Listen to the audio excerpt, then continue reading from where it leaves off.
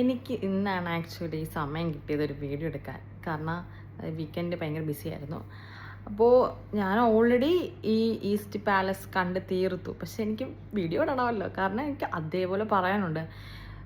ഞാൻ actually first episode കണ്ടപ്പോൾ ഞാൻ വിചാരിച്ചു വലിയ ഇത് കാണത്തില്ല. കാരണം തുടക്കം തന്നെ സ്ട്രേഞ്ചർ തിങ്സിൻ്റെ ഒരു റെഫറൻസ് പോലെ എന്താ നമ്മുടെ വാട്ടർ ഗേറ്റിലെ ആ ഒരു ഐറ്റം വന്ന്, പിന്നെ വെക്നാട പോലത്തെ കുറേ വെയിൻസും കാര്യങ്ങളൊക്കെ വന്നപ്പോഴത്തേക്ക് ഓർത്തു വലിയ ഇതില്ല. പക്ഷേ അത് കഴിഞ്ഞപ്പോഴത്തേക്കും ഫസ്റ്റ് എപ്പിസോഡ് തൊട്ടേ എന്താ നമുക്ക് ഓരോ സെക്ഷനായിട്ട് നമുക്ക് സർപ്രൈസ് പോലെയും പിന്നെന്താ നമ്മളൊട്ടും പ്രതീക്ഷിക്കാത്ത കുറേ ഐറ്റംസൊക്കെ വന്നിട്ടുണ്ട്. അപ്പോൾ ഞാൻ ഓർത്തു കൊള്ളാലോ സാധനം, വിചാരിച്ച പോലെ ഒന്നുമല്ല.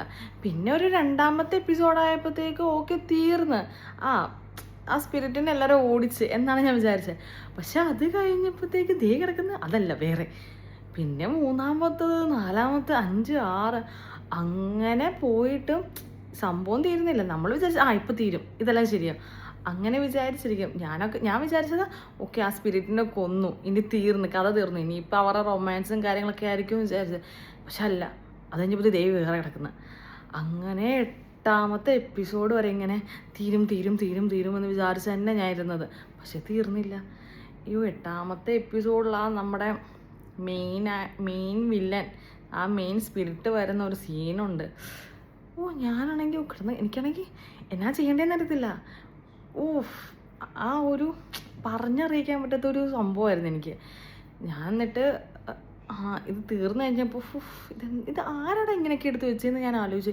ഈ കഥ എങ്ങനെ എഴുതി? ഇത്രയും നാളും കണ്ട ഡ്രാമാസിലൊന്നും ഞാൻ ഇങ്ങനത്തെ ഒരു ഐറ്റംസ് കണ്ടിട്ടില്ല.